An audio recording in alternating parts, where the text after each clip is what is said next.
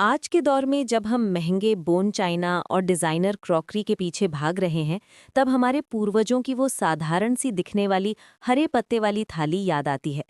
केले के पत्ते पर भोजन करना महज एक पुरानी रस्म नहीं थी, बल्कि एक कुदरत और सेहत के बीच का एक ऐसा तालमेल था जिसे आधुनिक विज्ञान आज जाकर समझ पा रहा है।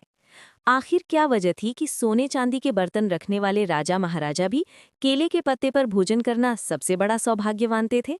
आइए जानें। पुराने समय में रसोई से लेकर आंगन तक जब खाने की महक फैलती थी, तो सबकी नजरें उन बड़े चमकदार और मखमली हरे पत्तों पर टिकी होती थीं।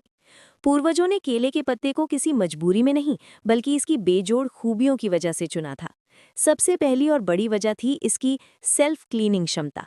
केले के पत्ते पर कुदरत ने मोम की एक ऐसी बारीक परत चढ़ाई है जिसे बस थोड़े से पानी के छींटे मारकर पूरी तरह साफ किया जा सकता है। उस जमाने में जब आज की तरह केमिकल वाले लिक्विड सोप नहीं होते थे, तब ये पत्ता स्वच्छता की सबसे बड़ी गारंटी हुआ करता था। जैसे ही इस पत्ते पर गर्मा-गर्म चावल या दाल परोसी जाती है, वैसे ही एक जादू होता है। गर्मी पाकर पत्ते के भीतर छिपे पॉलीफेनॉल सक्रिय हो जाते हैं। ये वही तत्व हैं जो ग्रीन टी में पाए जाते हैं और कैंसर जैसी बीमारियों से लड़ने में शरीर की मदद करते हैं।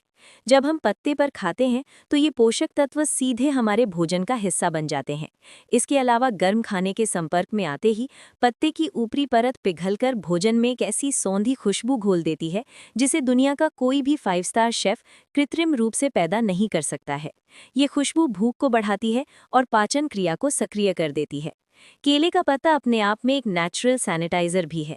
इसके एंटीबैक्टीरियल गुण खाने में पनपने वाले सूक्ष्म कीटाणुओं को खत्म करने की क्षमता रखते हैं। हमारे बुजुर्ग जानते थे कि स्टील या पीतल के बर्तनों को अगर ठीक से ना मांज दिया जाए तो उनमें गंदगी रह सकती है, लेकिन केले का पत्ता हर बार एकदम नया और बैक्टीरिया मुक्त होता है। सबसे बड़ी बात यह थी कि भोजन के बाद इसे साफ करने का झंझट नहीं था।